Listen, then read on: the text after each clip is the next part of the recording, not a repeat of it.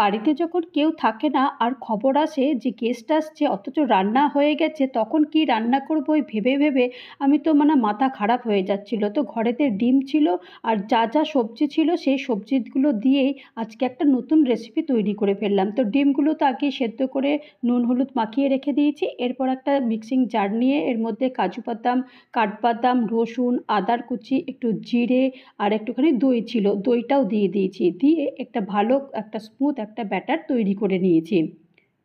তো এখন ব্যাটারটা তৈরি করে এখানে রেখে দিলাম। আর এই ফাঁকে ওই যে ডিমগুলো আগে থেকেই এরকম নুন হলুদ মাখিয়ে রেখেছি তার মধ্যে দিয়ে দিয়েছি। দিয়ে এরকম এই যে ঘরে পেঁয়াজকলি, ধনেপাতা আর একটু কাঁচা লঙ্কা ছিল সেগুলো আগে থেকে একটু সেদ্ধ করে পেস্ট করে নিয়েছি।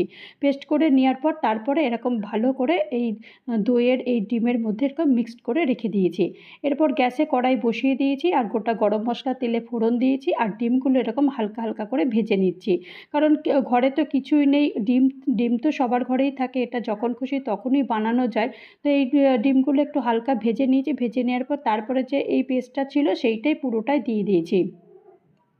দিয়ে দেওয়ার পরে তারপরে একটু ভালো করে একটু নাড়াচাড়া করব। নাড়াচাড়া করার পর একটু ঢাকনাটা বন্ধ করে দেবো। একটু তাড়াতাড়ি রান্না করতে হবে কারণ গেস্ট এসে পড়বে।